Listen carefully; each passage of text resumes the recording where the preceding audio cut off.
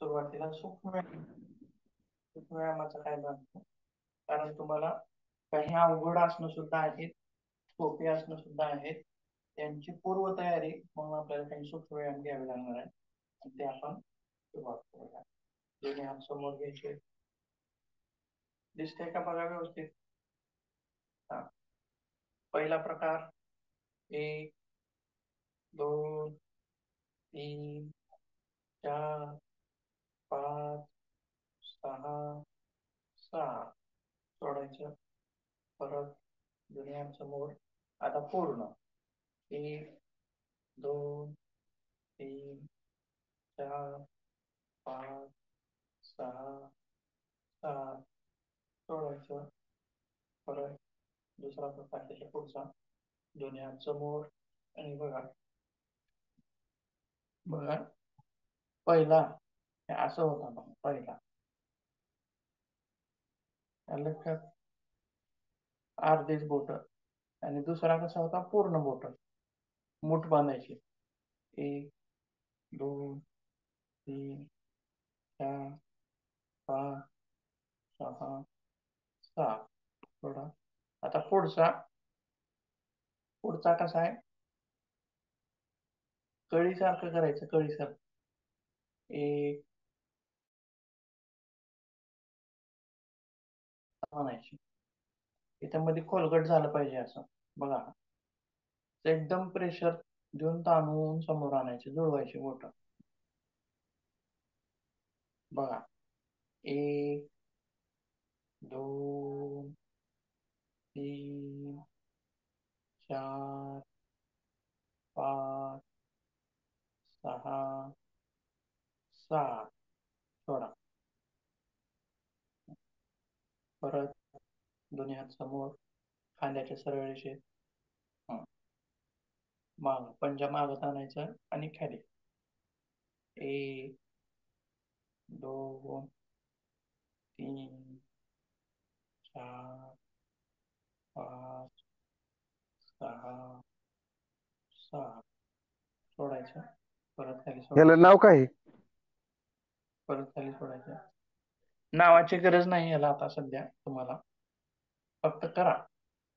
हा. दोन्ही हात करतात पण समोर माहिती करा. असावं. ठीक आहे ठीक आहे, सांगेन मी. बर. पुढे घ्या. हा. दुसरा प्रकार 1, 2, 3, 4, 5, 6, 7. परत खाली घ्यायचे आहे. दोन्ही हात समोर, मुठी बांधायच्या. मूठवर 1, 2, 3, 4, 5, 6, 7. सोडायचं. परत दुसरा प्रकार, दोन्ही हात समोर जुळवायचे मुठी दोन्ही. दोन्ही मुठी जुळवायच्या. 1, 2, 3, 4, 5.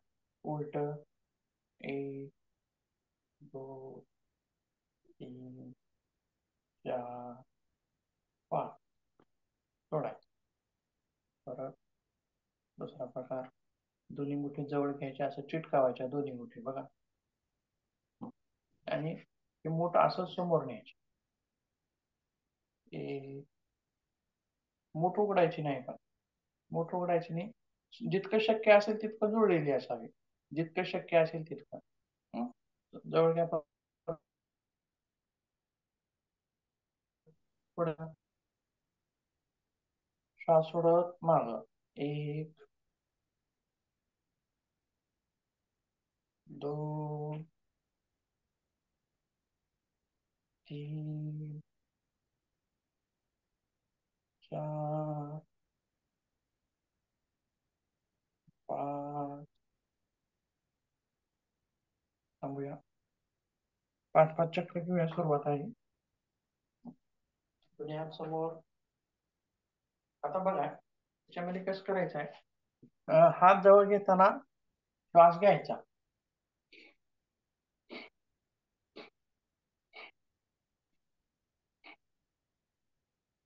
आलं लक्षात?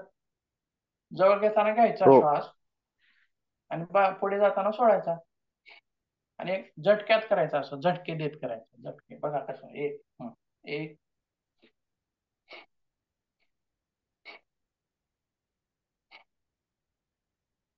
करा सगळेजण. हा करा. समोर घ्या हात दोन्ही, तळ हात खाली. 1 2 3 4 5 6 7. सोडा. बघा हे तळ हात जे आहेत की नाही, तळ हात असेच न्यायचे वरी. हम्म. हा तसं. आणि समोर असे. आता दुसऱ्या तसं नाही बघा. तळ हात खाली आहे की नाही, हा तसाच वरी न्यायचा असा. बघा तळ हात कसा आहे, चिटकलाय माझा. हा तसा. आणि समोर. हा हा राईट. आलं बघा. आता दुसऱ्या प्रकार करा बघू अजून एकदा.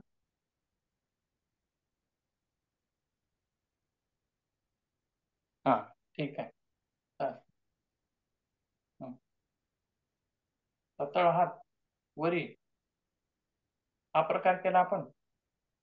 एक हम्म. 1 2 1 2 1 2 1 2 1 2 1 2 1 2. सोडायचं. सोडायचं. तर मध्ये हात वर चिटकावायचे नाहीत, असं चिटकावायचे नाहीत. सरळ कानाच्या सरळ रेषेत राहावेत हात. बघा. हा आणि याच्यामध्ये काय करायचं, श्वास घेत हात वर न्यायचं, श्वास सोडत खाली घ्यायचं. श्वास घेत वर. 1 2 1. तळ हात एकमेकासमोर खाली घ्या. 2 3 4 5 6 7. आता बघा तळ हात बाहेर काढायचा. बघा कसं, श्वास घेत वर आणि तळ हात बाहेर असतील असे. तळ हात बाहेर. चला परत एकदा. 1 मला स्क्रीनवर कसं येते? 3 4. श्वास घेत वर, श्वास सोडत खाली. 5. सावकाश करायचं, जास्त जलद गतीने करायचं. 6 7. थांबायचं. त्याच्यानंतर एक एक हात गोल फिरवायचा. 1 2 3. विरुद्ध दिशेनं. 1 2 3. दुसरा हात. 1 2 3. विरुद्ध. 1 2 3. सोडायचं. दोन्ही मुठी जवळ घ्यायच्या छातीच्या. कोपरे माग. कोपरे माग असं बघा. आता श्वास सोडत दोन्ही मुठी पुढे न्यायच्या. श्वास घेत.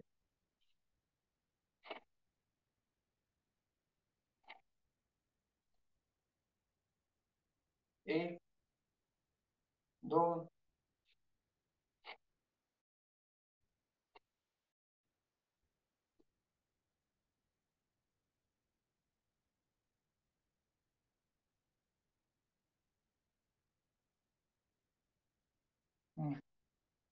झटका द्यायचा.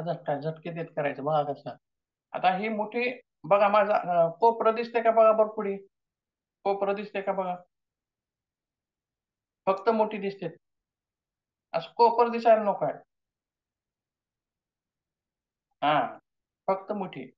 आल्या. आता श्वास सोडत पुढं, श्वास घेत जवळ, झटका द्यायचा, झटका बघा कसं. एक,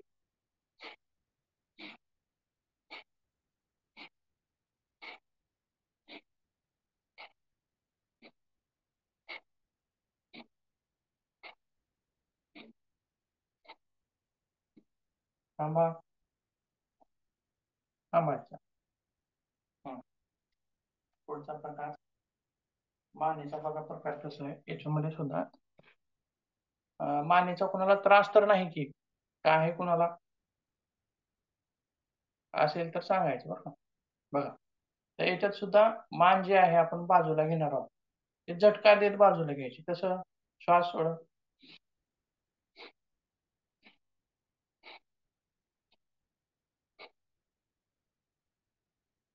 बघा जमते का?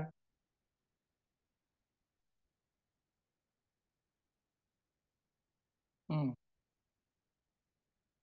दुसऱ्या बाजूला, दोन्ही बाजूला. आणि श्वास घ्यायचा आहे. श्वास घ्यायचा, सोडायचा, घ्यायचा, सोडायचा, अशी गती आहे.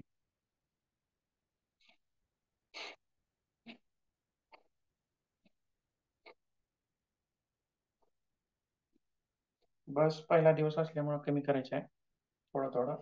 ठीक आहे. दुसरा प्रकार त्याच्यामध्ये, कान आपलं खाली घ्यायचं आहे, खांद्याकडे. एक, समोर, दोन, समोर, तीन, समोर, चार, समोर, पाच, समोर, सहा, समोर. आता बघा, तर दोन्ही हात असं धरायचे मागं.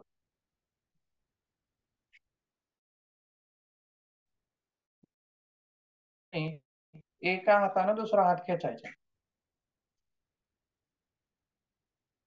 खेचला, हा, त्याच्या विरुद्ध बाजू मान खाली घ्यायची.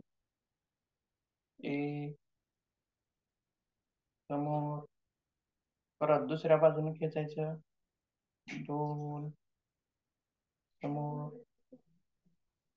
तीन, समोर. जिकडं आपण खेचला तिकडच मान घ्यायची. जिकडं आपण हात खेचला त्या ठिकाणी त्या बाजूला मान घ्यायची. बघा. थोडा,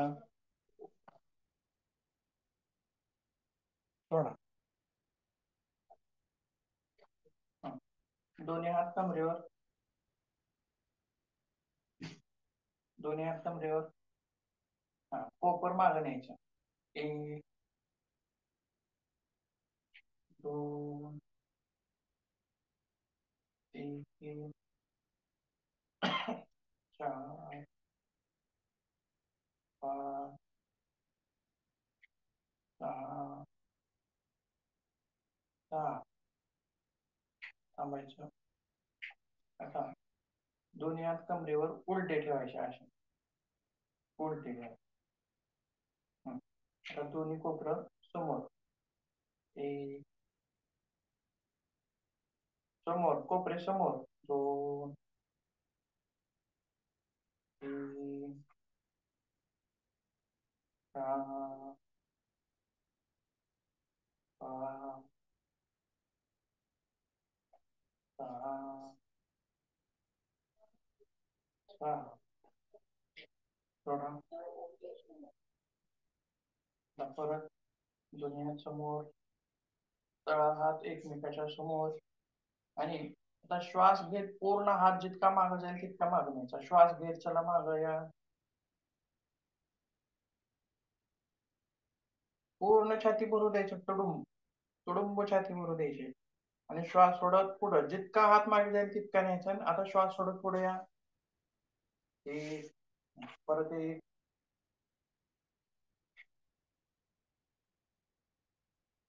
दोन, समोर,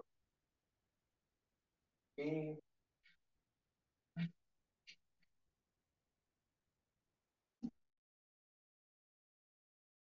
दोन,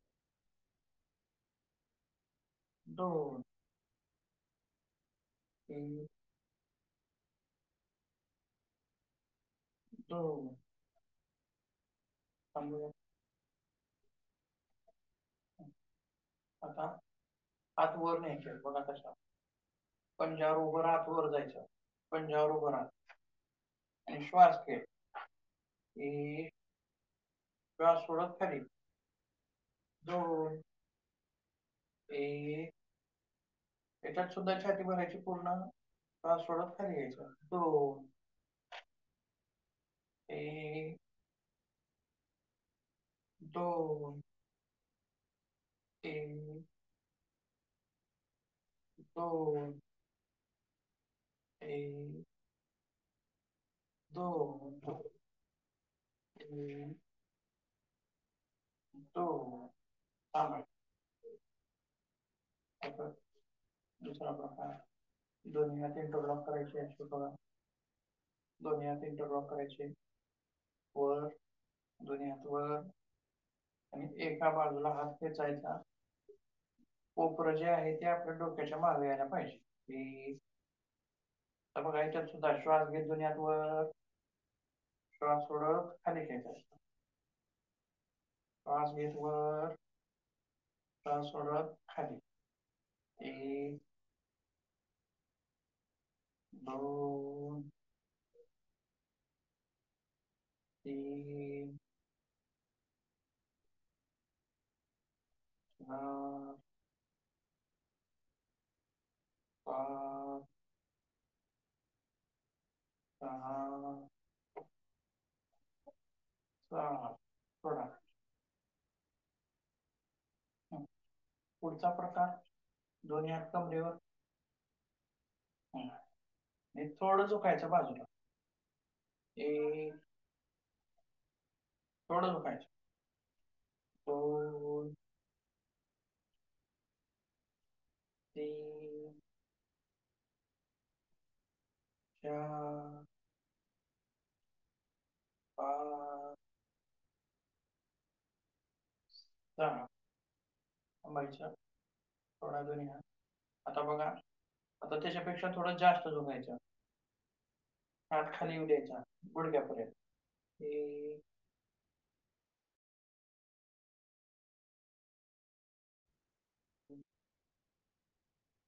तीन, चार, पाच,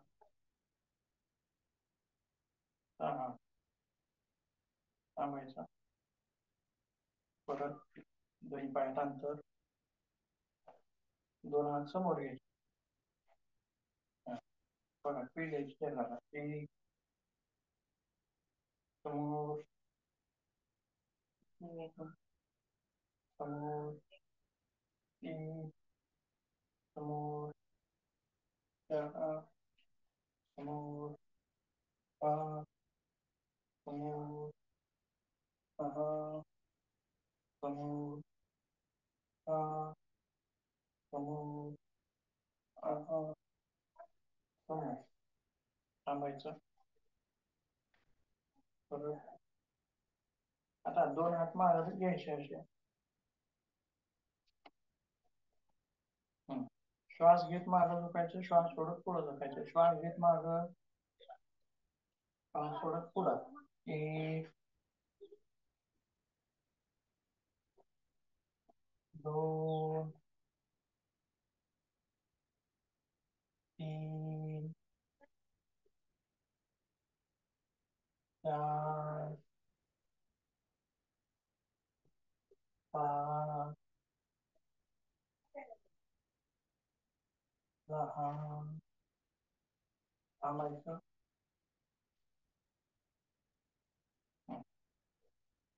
परत एक एक पाय वर घ्यायचे. बघा. एक, दोन. जितका वर जाईल तितका वर घ्यायचा. शक्य होईल तितका. एक, दोन, तीन, चार, पाच,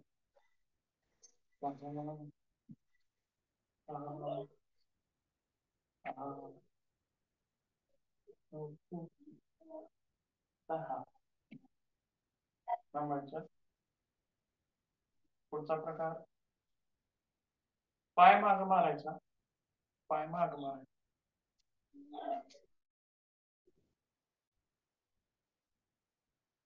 एक कर बघा तसं.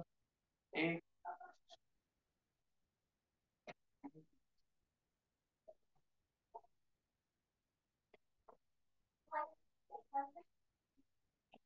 बघा, 1 2 3 4 5 6 7 8 9 10 11 12 थांबायचं.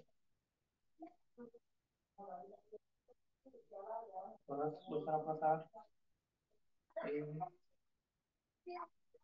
2 3 4 5 6 7 थांबायचं.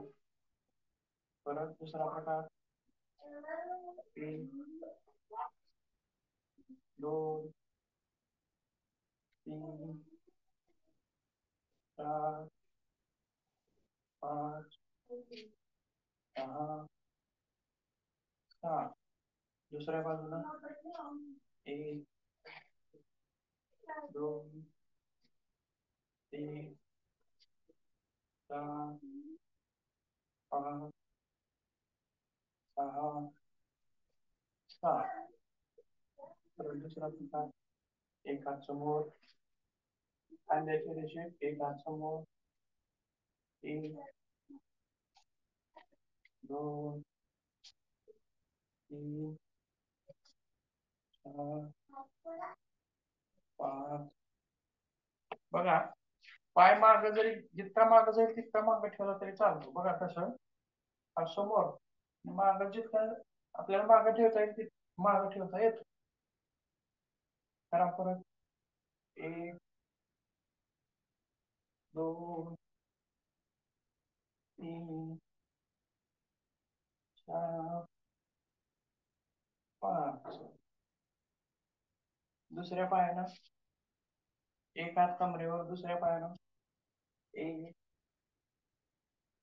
2 3 4 5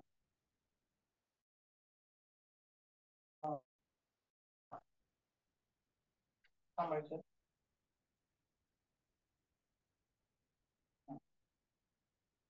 दोन्ही पाय असे ठेवायचे पंचे.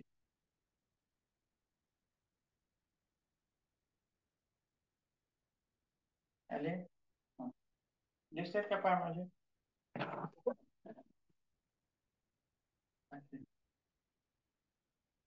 आलं हा. 1 2 3 जास्त खाली जायचं नाही. 4 5 6 7 आता दोन्ही पायात अंतर, पायाची दिशा अशीच राहील. दोन्ही पायात अंतर, परत खाली बसायचं. 1 2 3 4 5 6 7 बघा, दोन्ही हात होल्ड करा आणि ती पोज होल्ड करता येते का बघा. 1 2 3 थोडा, परत एक श्वास घ्यायचा, श्वास रोखून ठेवायचं आणि होल्ड करायचं. श्वास घ्या 1 2 3 थोडा, परत 1 2 3 सोडा. दोन्ही पाय जवळ. पंजावर छोट्या उड्या मारायच्या. किंवा थांबा, पहिला प्रकार थांबा थांबा थांबा. पहिला प्रकार फक्त हे असं 1 2 3 4 5 6 7. आता दुसरा पंजावर सावकाश चालायचं. फक्त पंजावर.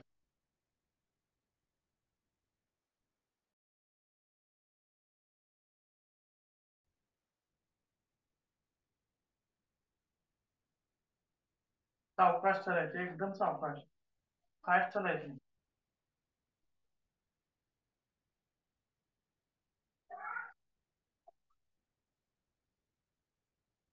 दुसरा पंजावर उड्या मारायच्या छोट्या.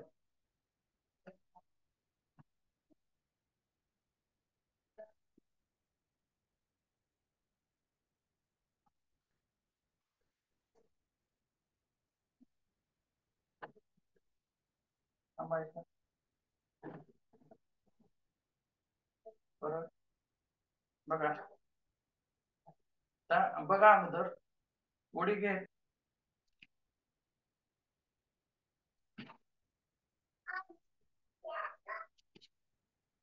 बघा जमते का?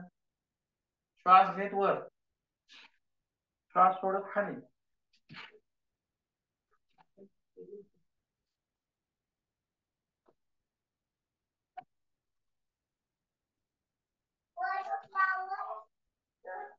जमलं? श्वासाकडे महत्व द्यायचं, श्वासाला महत्व द्यायचं. बघा त्याच्यामध्ये जलद.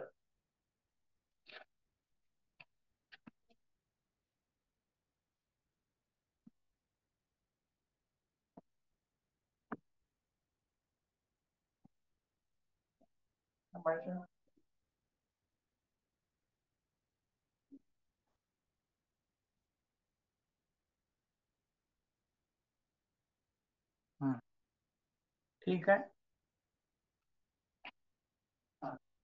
बसण्याची पद्धत सुद्धा तशीच. खाली बसायचं, उकडू असणार. त्याच्यानंतर एक एक पाय समोर, दंडासन स्थिती.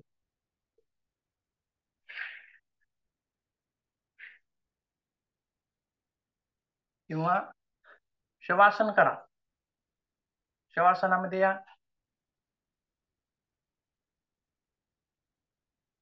दोन्ही पायामध्ये थोडस अंतर. दोन्ही हात शरीराच्या थोडं बाजूला. तळहात वरच्या दिशेनं, आकाशाच्या दिशेनं. शांत पडून राहायचं. श्वासाची गती सामान्य होऊ द्यायची. हृदयाची गती सामान्य होऊ द्यायची.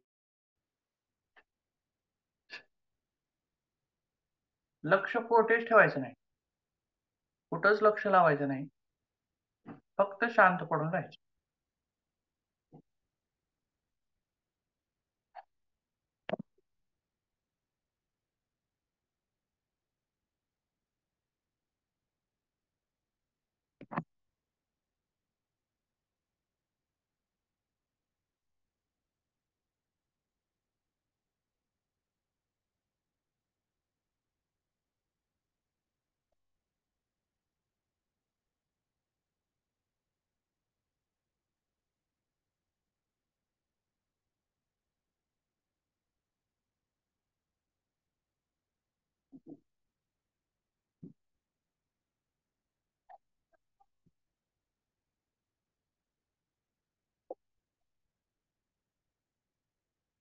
आता सावकाश उठायचं, डाव्या डंगावरून उठायचं.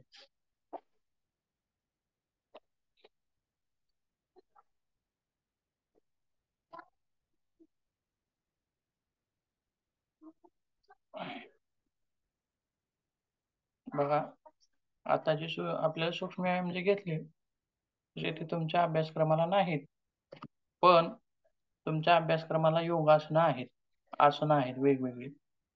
जसं की पश्चिमोत्तानासन असेल, उग्र आसन आहे. पश्चिमोत्तानासन कसं आहे, उग्र आहे किंवा हलासन असेल, अशी वेगवेगळी काही आसनं आहेत आणि त्याच्यामध्ये आपण डायरेक्ट प्रवेश करू शकत नाही त्या आसनामध्ये आणि केला तरी ते आसन आपल्याला येत नाही.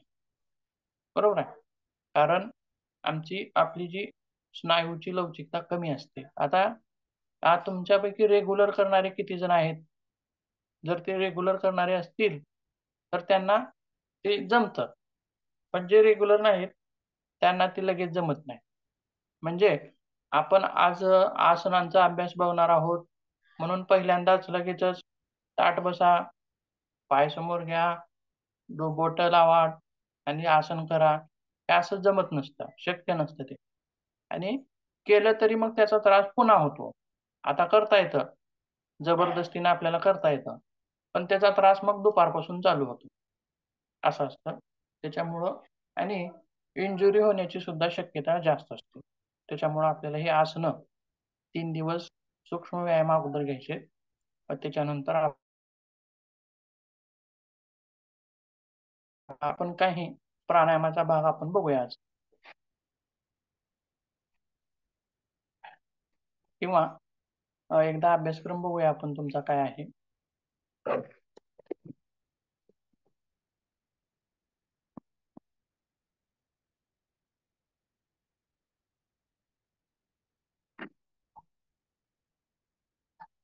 बघा,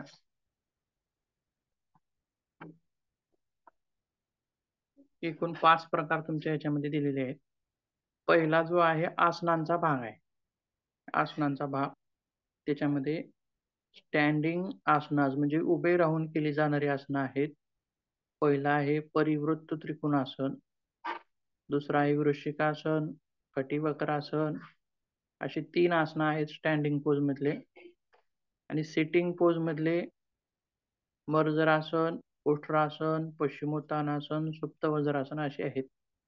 लिहून नाही घेतलं तरी चालतं, ही मी शेअर करतो तुम्हाला, फक्त ऐका. बघा, आणि तिसरं आहे स्पाइन पोज म्हणजे पाठीवरती झोपून केली जाणारी आसनं. सर्वांगासन, हलासन, मत्स्यासन अशी 3 आहेत. आणि प्रोन ऑन आसनास म्हणजे पोटावरती पडून केली जाणारी आसनं. दंडासन आणि धनुरासन 2 आहेत. म्हणजे प्रत्येक पोझिशन मधली 3-3 आसनं अशी घेतलेली आहेत. असे प्रकार आहेत. त्याच्यानंतर प्राणायाम बी सेक्शन, त्याच्यामध्ये अनुलोम विलोम, शीतली, शीतकारी, उज्जाई आणि भ्रामरी असे 5 प्रकार दिलेले आहेत. त्याच्यानंतर क्रिया क्रिया म्हणजे षटक्रियांचा भाग आहे. त्याच्यामध्ये जलनेती, वमनधौती आणि त्राटक अशा प्रकारच्या क्रिया आहेत 3. आणि मुद्रा किंवा बंध, याच्यामध्ये योग मुद्रा, मूलबंध, जालंधर बंध, उड्डाण बंध असे बंध दिलेले आहेत. आणि शेवटचा जो भाग आहे तो सूर्यनमस्काराचा भाग आहे. अशा प्रकारे तुमचा सिलेबस आहे. हा लक्षात असावा, म्हणजे परीक्षेच्या वेळी गोंधळ होत नाही. म्हणजे आपल्याला नेमकं कोणते आसनं आहेत, तर याच्या बाहेरचं तर आसन ते करून दाखवा असं म्हणत नाही. त्याच्यामधलं जे काही विचारतात ते या सिलेबस मधलं ते विचारत असतात. त्याच्यामुळं परीक्षेच्या दृष्टिकोनातून सिलेबस आवश्यक आहे. ठीक आहे.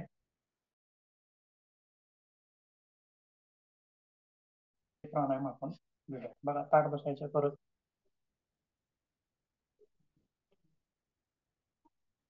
बघा कसं करायचे भस्त्रिका. श्वास घेताना सावकाश कसा आणि सोडताना एकदा सोडायचा एका झटक्यात. बघा,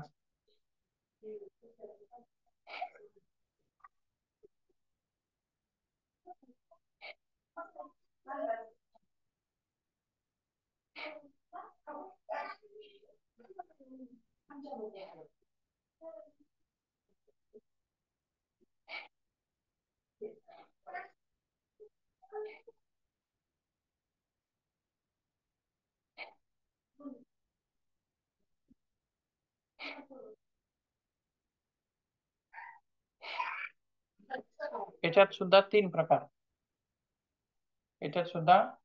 प्रकार आहेत.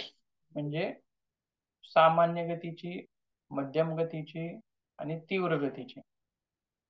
सामान्य, मध्यम, तीव्र. आता जी आपण केली ती सामान्य गतीची आहे. याच्यामुळे त्रास होत नाही कुणाला सहसा. काय त्रास जाणवतो का हो?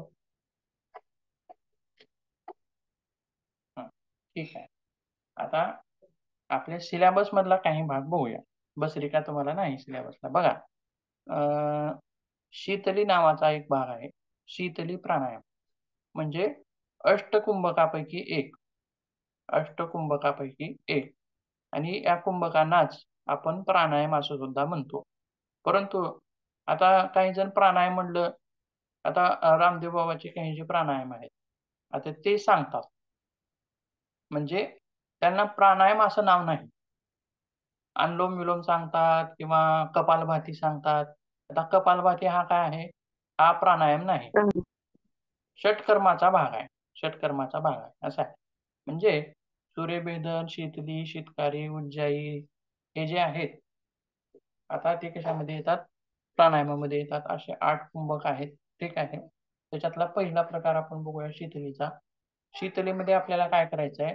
आपली जीभ जी आहे या जिभेची जसं इंग्रजीतलं यू अक्षर असतं तसा आकार जिभेचा करायचा. कसा?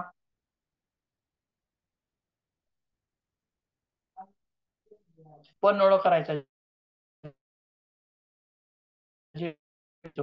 वाटी पाणी खाली पडतं, बरोबर आहे. त्या पत्र्याच्या पन्हाळ्यावाटी पाणी खाली पडतं, म्हणजे असं थोडंसं फोल्ड करायचं आहे. आणि पूर्ण फोल्ड करून चिटकावायचं नाही, थोडस मध्ये जागा ठेवायची आपल्याला. कशासाठी? श्वास घेण्यासाठी, हवा येऊ द्यायसाठी त्याला जागा ठेवायची. चला एक चक्र करूया आपण. बघा, पूर्ण श्वास त्या जिभेच्या पन्हाळ्यावाटी आपल्याला घ्यायचा. कसा? बघा,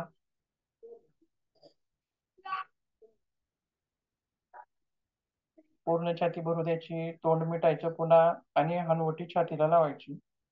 1 2 3. परत श्वास सोडायचा दोन्ही नाकपुड्याने.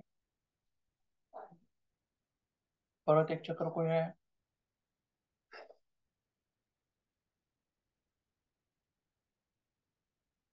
तोंड मिटायचं, जालंधर बंद. 1 2 3. परत दोन्ही नाकपुड्याने श्वास सोडायचा. परत 1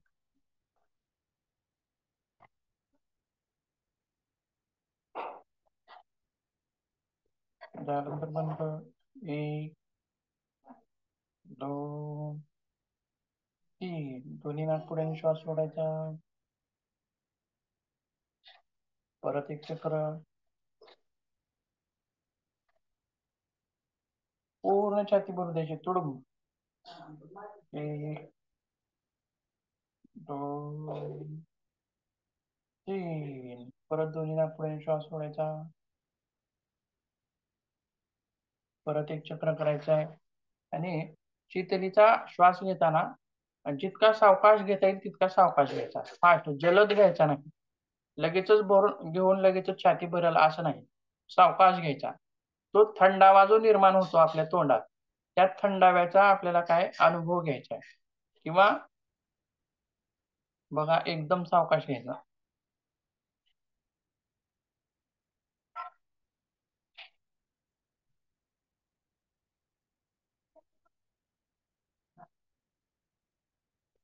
थांबा,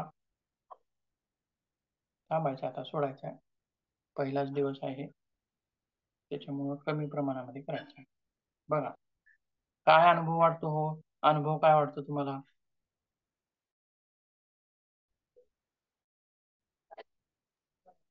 थंडावा जाणवतो.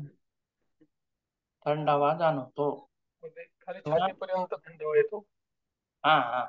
आपण आता आणखीन जास्त चक्र केले नाही. किती केले? 5 ते 6 चक्र केलोय आपण, बरोबर आहे. 5 ते 6 चक्रापर्यंत. बघा, पहिले जी चक्र आहेत, पहिली जी 2 3 जी चक्र आहेत, त्या चक्रामध्ये फक्त हा भाग थंडावा जाणवतो. हा भाग, हा इथपर्यंतचा फक्त मुखातला भाग थोडा थंडावा वाटतो. परंतु आपली चक्र वाढत गेली, 6 7 चक्र झाली की हा एवढा भाग थंड वाटतो. बघा, छातीपर्यंत थंड. पुन्हा आणखीन चक्र वाढत गेली की हा सगळा भाग थंड वाढतो. असं जसं जसं आपण चक्र वाढवत जाऊ तस तसं आपल्याला ते थंडाव्याचं प्रमाण जास्त वाढत जातं. शीतली, शीतकारी दोन्ही प्राणायामामध्ये पहिल्यांदा शीत असा शब्द आहे. शीत म्हणजे थंड, कारी म्हणजे करणारा, थंड करणारा. शीतली याच्यामध्ये सुद्धा शीत करणारा. दोन्ही प्राणायाम जे आहेत आपल्याला थंडावा देणारे आहेत, शरीराला शीतल करणारे आहेत. ज्याप्रमाणे कुलंट असतं बघा, गाडीमध्ये कुलंट टाकतात. का टाकतात हो? कशासाठी टाकतात? तर इंजन गरम होऊ नये आणि ते थंड राहावं, म्हणजे त्याचं टेम्परेचर मेंटेन राहावं, जास्त अतिरिक्त गरम होऊ नये, त्याच्यासाठी कुलंट टाकतात. आणि त्याचं काम काय असतं तर ते इंजिनाला थंड ठेवण्याचं काम करतं. त्याचप्रमाणे ही शीतली सुद्धा आपल्या शरीराची कुलंट आहे. आपल्या शरीराची, आपल्या या देहाची काय आहे? कुलंट आहे. किंवा आता सध्या काय चालू आहे? उन्हाळा चालू आहे आणि आपण उन्हाळ्यामध्ये काय लावतो? कूलर लावतो, बरोबर आहे? कूलर लावतो. मग कूलरची रचना कशी आहे बघा बरं. मागची बाजू जी असते ती काय असतं? ती जाळी जी असते ती पाण्याने ओली होते, बरोबर आहे? आणि आता नुसता फॅन लावला की वारं कसं येतं? गरम येतं उन्हाळ्यामध्ये. आणि कूलर लावला तर काय होतं? मागून वारं खेचलं जातं त्या जाळीद्वारे आणि पुढे वारं थंड पाठवलं जातं आपल्याला. आणि कूलर काय करतं? आपल्या रूमला थंड करतं, आपल्या पूर्ण रूमला थंड करतं. म्हणजे तशीच रचना आपली आहे शीतलीची. कसं थंड होतो आणि पुढे येतो. मागचा गरम वारा थंड होऊन पुढे येतो आणि पूर्ण रूम थंड करण्याचा तो प्रयत्न करत असतो.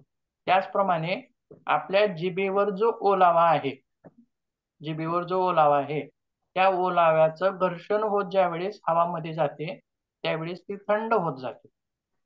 म्हणजे बघा, आता कूलरचा आविष्कार तर आता अलीकडे झालेला आहे.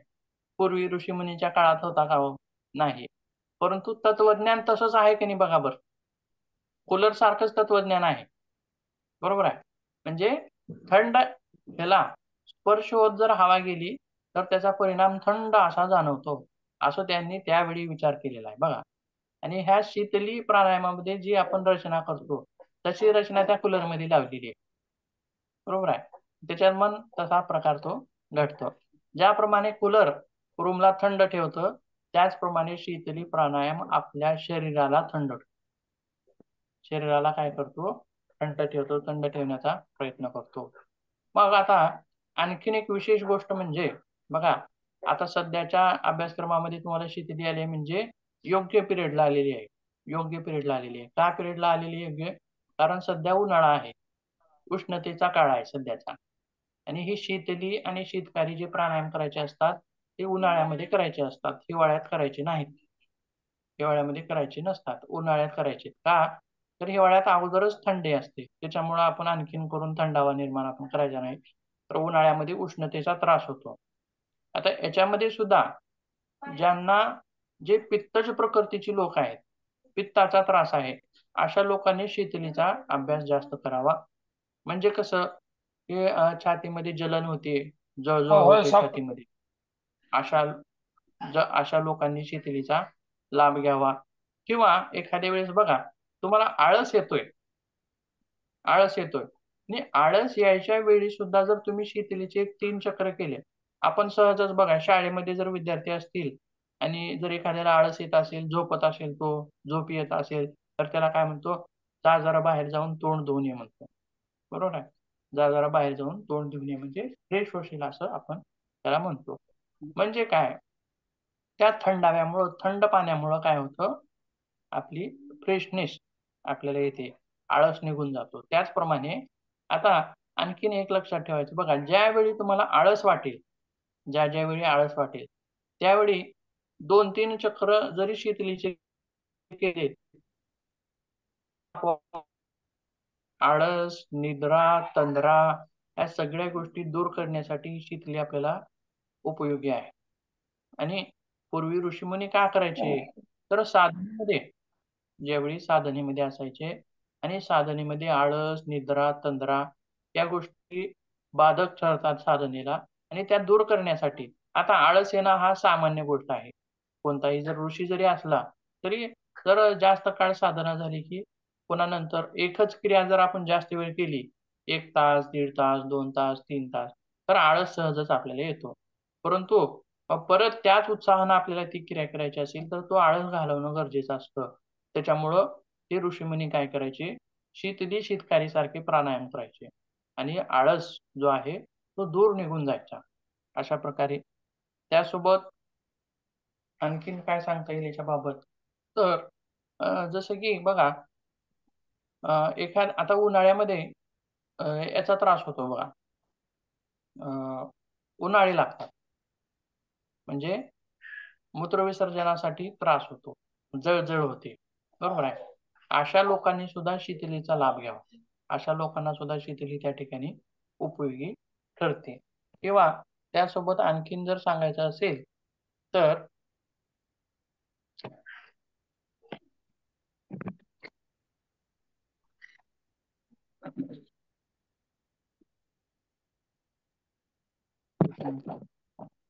बघा त्यासोबत शीतलीचे आणखीन जर लाभ सांगायचे असतील तर त्याच्यामध्ये आणखीन काय सांगता येईल बघा.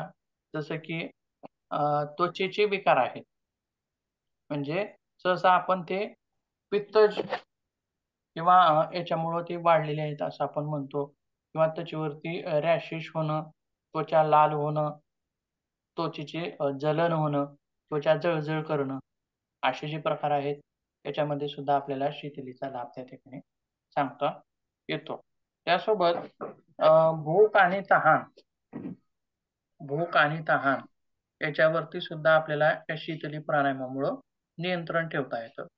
म्हणजे या गोष्टी कधी उपयोगाला पडतील किंवा ज्यावेळी तुम्ही प्रवासामध्ये असाल, प्रवास करत आहात आणि खूप लांबचा प्रवास आहे, दूरचा प्रवास आहे. अशा वेळी सुद्धा आपण शीतली प्राणायाम करून भूक आणि तहान याच्यापासून आपण तिथं मिळवू शकतो. किंवा मग ज्यावेळी हे जे आपले ऋषीमुनी असायचे, त्यावेळी मग त्यांना कसा फायदा व्हायचा त्यांना? तर ते साधनेमध्ये सहसा अन्नाचं अतिरिक्त सेवन ते टाळायचे किंवा मित आहार असा घ्यायचे किंवा जितका कमी आहार घेता येईल तितका कमी आहार ते घ्यायचे. कारण जर आहार जास्त घेतला तर आळस वगैरे येतो, झोप येते. त्याच्यामुळं ते असा आहार घ्यायचा ते टाळायचे.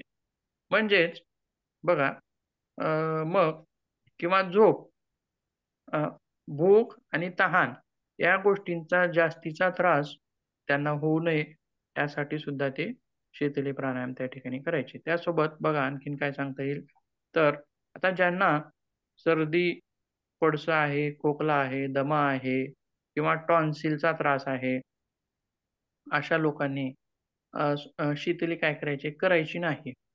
आणि ज्यांना निम्न रक्तदाब आहे, म्हणजे लो बीपी अशा लोकांनी सुद्धा शीतली करायचा नाही. कारण शीतलीचा जो परिणाम आहे, तो थंड असा आहे. कसा आहे? थंड अशा स्वरूपाचा शीतलीचा परिणाम आहे.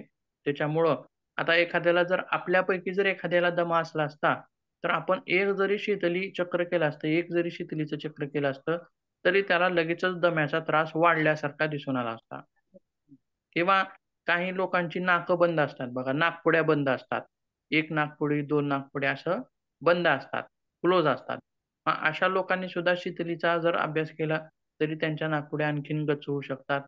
किंवा ज्यांना वारंवार शिंका येण्याचा प्रकार आहे, अशा लोकांनी किंवा वारंवार टॉन्सिलचा त्रास होतो, अशा लोकांनी सुद्धा शीतलीपासून दूर राहिलं पाहिजे. हे त्याचं हे आहे. त्याच्यानंतर शीतली जी आहे, ही ज्याप्रमाणे शरीराला शीतल करणारी आहे, त्याचप्रमाणे ही मनाला सुद्धा शीतल करणारी आहे. म्हणजेच मनाची चंचलता कमी करणारी आहे. मनाची चंचलता कमी करणारी आहे किंवा ज्यावेळी आपल्याला राग येतो बघा, राग. राग म्हणजे काय? तर याचा सहसंबंध आपण काय म्हणतो सहजच त्याला, किती तापलाय बघा हा म्हणतो. त्याचं टेम्परेचर किती वाढलंय बघा, बरोबर आहे. किंवा याचा पारा किती वर गेलाय बघा, असं सहजच आपण म्हणून जातो. परंतु ज्यावेळी एखादा व्यक्ती रागामध्ये असेल, तर अशा रागात असणाऱ्या व्यक्ती सुद्धा लाभ होतो. शीतली प्राणायामाने त्या ठिकाणी काय होतं त्याचा लाभ होतो. ठीक आहे. अशी विविध उपाय आपण शीतली प्राणायाम करून त्या ठिकाणी करू शकतो. त्यासोबत अ, पचनेंद्रियांचे त्रास, पित्ताचा त्रास किंवा विषय नाहीशी करणारी आहे असं सुद्धा म्हणलेलं आहे. ठीक आहे. आता आणखीन पुढचा एक घेऊया चक्र. शीतकाली. शीतकालीमध्ये आता ह्याची कशी रचना आहे, तर दोन्ही दात एकमेकावरती गच्च बसवायचे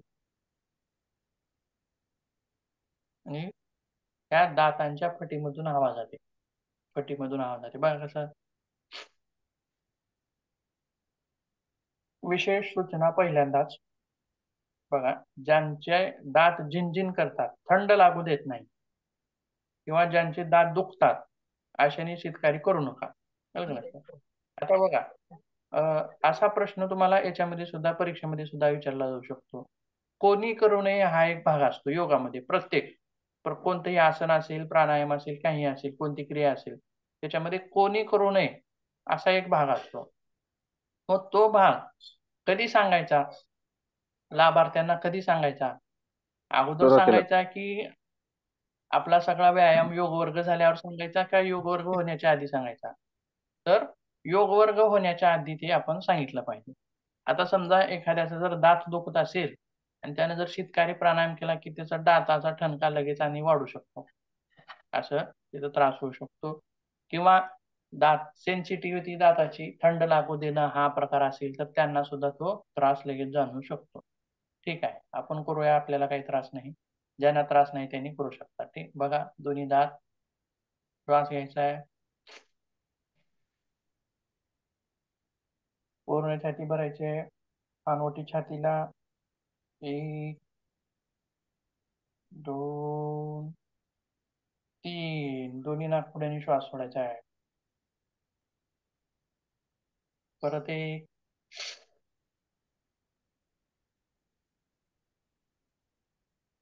1 2 3 दोन्ही नाकपुड्यांनी श्वास सोडायचा आहे. परत 1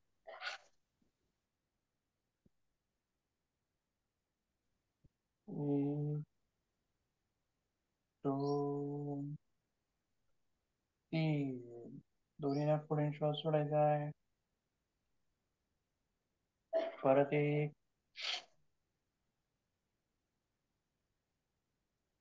त्यानंतर बंद. 1 2 3 दोन्ही नाकपुड्यांनी श्वास. परत 1 1 2 3 श्वास सोडा. परत 1 1 2 3 श्वास सोडा. थांबायचं. उन्हाळा असला तरीही सुरुवातीला जास्त चक्र करायची नाहीत. योगामधला कुठलाही अभ्यास तुम्ही ज्यावेळी करताय सुरुवातीला तो कमी करायचा, अगदी कमी. प्राणायामाला तर सिंह असं त्याला हे दिलेलं आहे. हा प्राणायाम सिंहासारखे आहेत म्हणले. का?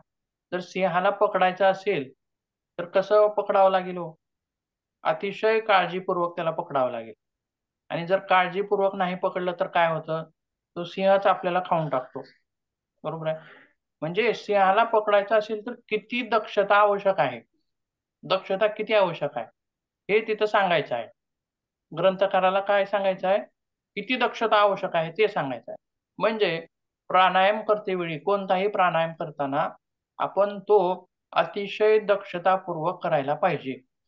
त्याच्यामध्ये घाई करायला नको, गडबड करायला नको किंवा व्यवस्थित आपण जर तो केला तर तो आपल्याला लाभ देणार आहे. नाही जर व्यवस्थित तोच आपल्याला खाऊन टाकणार आहे. आलं का?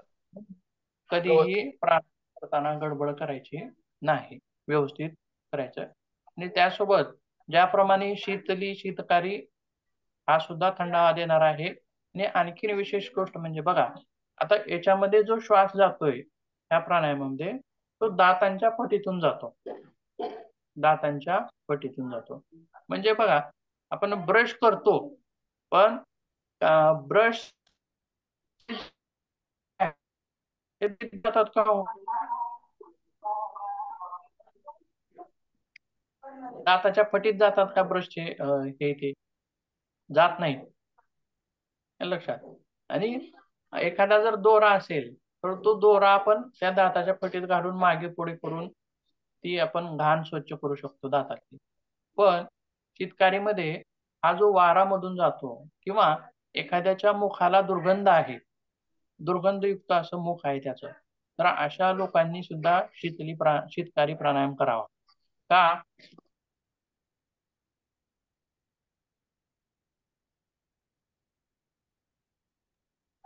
फक्त सर तर त्याच्यात याच्यातलं एक असं वाटतं की शीतकारी आणि शीतली दोन्ही पण प्राणायाम थोडे जिथे हवा वातावरण शुद्धता आहे तिथे करावं, जिथे धूळ हो हो आणि असं हा, कारण आपण याच्यामध्ये श्वास तोंडाने घेत असतो आणि किंवा रात्रीच्या वेळी बाहेर करू नये.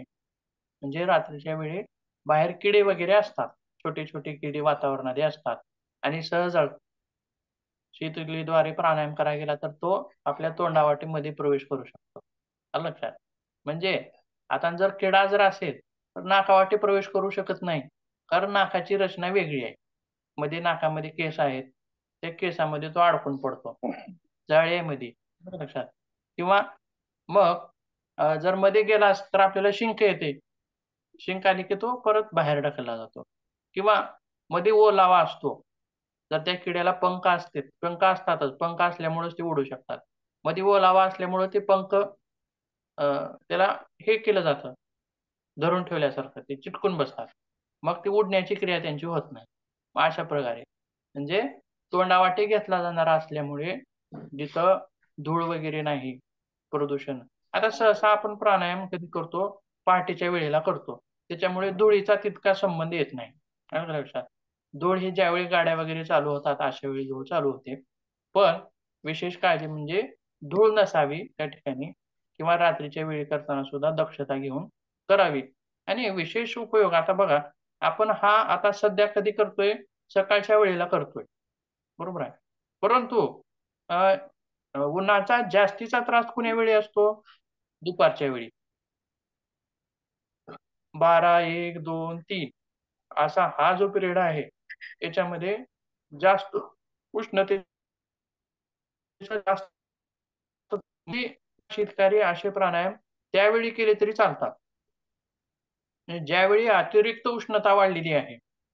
आणि विशेष उपयोग त्या ठिकाणी होतो त्याचा, ज्यावेळी अतिरिक्त उष्णता वाढली आणि उष्णता आपल्याला असह्य होत आहे, सहन होत नाही. आता बघा, हा सध्याचा उन्हाळा इतका कडक आहे की काही लोकांना सहन होत नाही सध्याचा उन्हाळा, त्रास होतोय, जाणवतोय, त्रास जाणवतोय, इतकी तगमग शरीराची होते. मग अशा वेळी सुद्धा अतिशय त्रास जो होतोय उन्हाचा, अशा वेळी सुद्धा शीतकारी प्राणायाम करावेत. त्यावेळी करणं गरजेचं आहे, कारण तो आपल्या शरीराला थंडावा देणारा आहे, तो शीतल करणारा आहे. असा सुद्धा लाभ त्याचा आपण घेऊ शकतो. सकाळीच करावा असं काही नाही, आपण त्यावेळी सुद्धा तो करू शकतो. आणखीन आपण शीतकारीच्या याच्यामध्ये काय म्हटलं? तोंडाची दुर्गंधी असेल तर अशा लोकांनी सुद्धा करावा असं म्हटलेलं आहे. किंवा आणखीन याच्या लाभामध्ये काय सांगितलेलं आहे की योगी, शीतकारी करणारा जो योगी आहे तो कामदेवाप्रमाणे सुंदर होतो असं म्हटलेलं आहे. कामदेवाप्रमाणे सुंदर म्हणजे कामदेव म्हटलं की कशी रचना असेल हो? कामदेव म्हटलं की तो अतिशय असा सुंदर असणारा आहे. आणि त्याच्यामध्ये दोन गोष्टी आहेत बघा, दोन गोष्टी आहेत. एक सुंदरता भरलेली आहे त्याच्यात, आणि एक सुंदरता इतकी आहे की कामुकता निर्माण होते.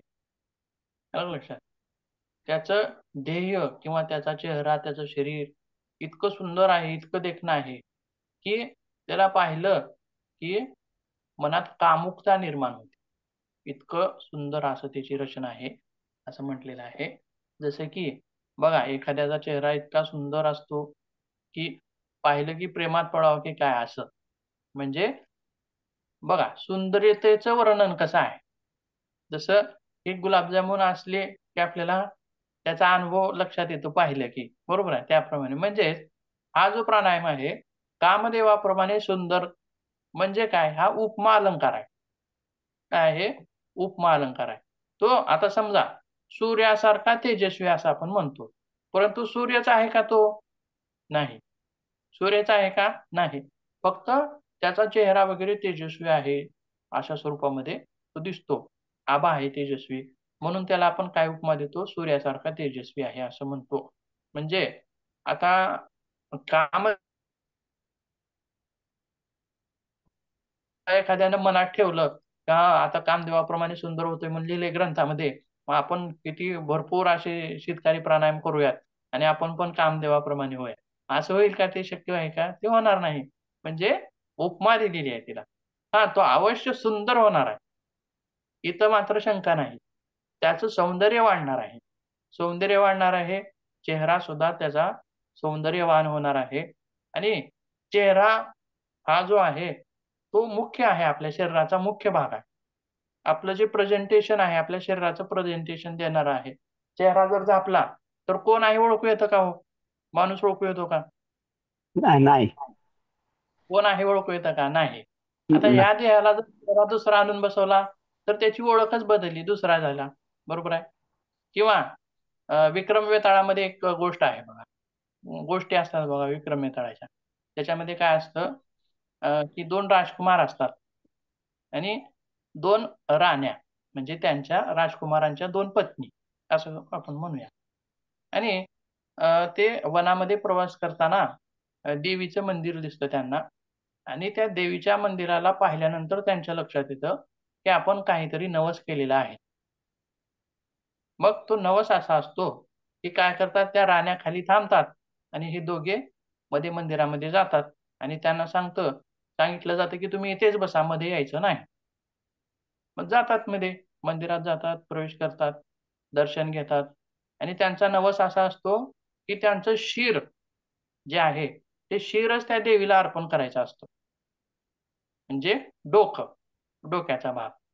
मग काय होतं, की दोघंही आपल्या नवसाप्रमाणे, आपल्या दिलेल्या शब्दाप्रमाणे दोघंही आपलं मुंडकं धडाच्या वेगळं करतात तलवारीनं आणि त्या देवीच्या समोर ते पडतं.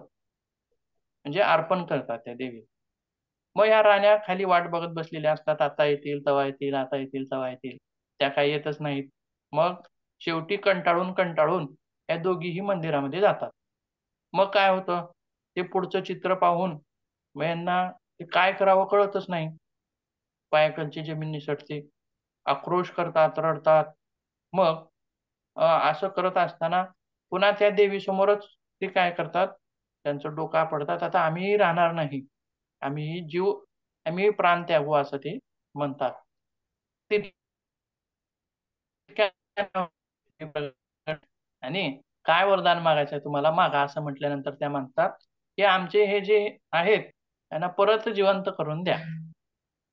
बरं ठीक आहे तथास्तु म्हणते देवी आणि मग काय करतात, देवी गेल्यानंतर ते मुंडके आणून शरीराला आणून चिटकवतात. मग बघा, मग गोंधळामध्ये असं होतं, की एकाचं मुंडकं दुसऱ्याला आणि दुसऱ्याचं मुंडकं इकडच्याला. आलटापालट होते. देह याचं मुंडकं याला आणि याचं मुंडकं याला होतं. मग बघा, आता तो पूर्वीचा माणूस कसा ओळखायचा? शरीरावरून ओळखायचा का चेहऱ्यावरून ओळखायचा? सांगा बघ. चेहऱ्यावरून. चेहऱ्यावरून ओळखावं लागेल. पण देह तर दुसऱ्याचा आहे खालचा. आता मोठं कोड आहे का नाही बघा बरं. म्हणजे चेहरा हा मुख्य आहे. आपल्या शरीराचं पूर्ण प्रेझेंटेशन करणारा चेहरा मुख्य आहे आणि हा चेहरा सुंदर असणं बघा निसर्गानं दिलेला आहे तसा ठीक आहे. परंतु सुंदर असल्यासच प्रेझेंटेशन चांगलं होतं असंही नाही. परंतु सुंदर असला तर चांगलं आहे. असावा, दिसावा असं प्रत्येकाला वाटतं, बरोबर आहे. स्त्रियांना तर वाटतं, त्याच्यामुळं ते वेगवेगळे कॉस्मेटिक वगैरे वापरतात. परंतु मधून आलेलं सौंदर्य जे आहे, आंतरिक सौंदर्य जे आलेलं आहे, ते सौंदर्य वेगळंच असतं, बरोबर आहे. किती महागाच्या कॉस्मेटिकला मागं टाकणारं हे आंतरिक सौंदर्य असतं. म्हणून शीतकारी जो प्राणायाम आहे, तो आपलं सौंदर्य वाढवणारा आहे, असं आपण तिथं म्हणू शकतो. ठीक आहे. बाकीचा जो भाग आहे तो उद्या बघूया आपण.